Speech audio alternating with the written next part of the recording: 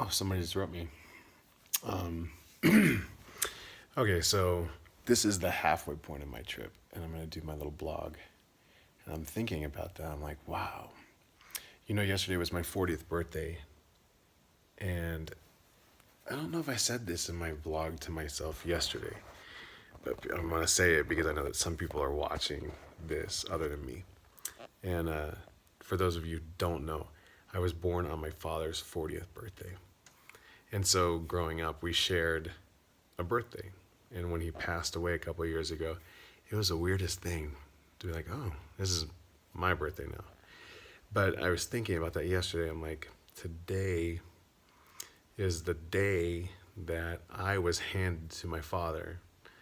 And somebody said, hey, happy birthday. You've got a kid. Or another kid. So it was just that kind of hit things home a little bit. But anyway, today I woke up in Kruger National Park at a safari camp, and it was just amazing. Like, I slept super well. Those huts are pretty cool, and I've posted pictures on Facebook exactly, of entirely the whole thing. Stephen and I decided we wanted to go to Swaziland because we had seen pretty much every animal, but we had missed one of the big five. We saw a leopard, but didn't get a picture of it, and didn't see a buffalo. So we decided, let's go out of the park and go down to Swaziland and just see what we see. And all along the way, we saw more animals that we didn't see yesterday. We saw a warthog,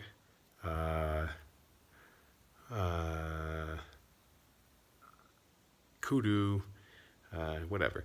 And all of a sudden, up in the tree is a leopard that had killed an impala and was laying on top of it and sleeping in a tree. So we got a great picture of a leopard, and some people we've talked to have lived here 23 years and never seen one. So we're super lucky. So we were able to get a picture of what we missed yesterday. Even though we saw a leopard running through the bush, we couldn't get a picture of it. And it was funny. We started saying, well, what else do we want to see? And as we would say it, we'd see it. And so we finally were like, well, let's see a buffalo. We haven't seen one. And we don't even know where they are. And sure as hell, there's a whole herd of them right there. And in fact, we pulled up right next to it, way too close, maybe 10 feet from it, easily. And it didn't care. It just sat there along with all of his friends. They don't care.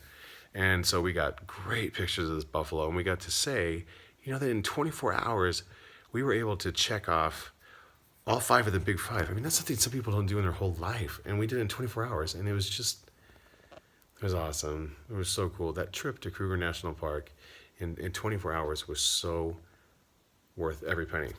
And it cost practically nothing to go and do this ourselves. I would highly recommend going and doing your self-drive safari. Do it on your own.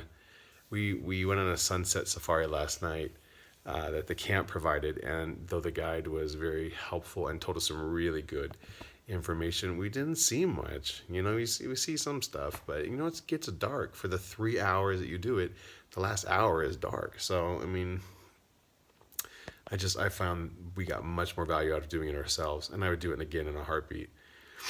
And I also agree, we were very lucky. God was smiling at us, over the last 24 hours. We left and drove to Swaziland to go in, and unfortunately we couldn't get in because we couldn't find Steven's passport, but we did, so we freaked out a little bit. We did call, and we found out that we left it on the plane.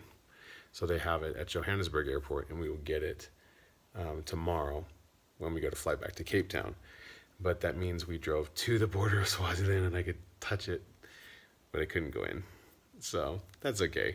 The cool thing is that there's a reason everything happens, and the reason that happened probably was to show us early that we don't have his passport, so we don't, fly back to Cape Town and leave it here. So we got that.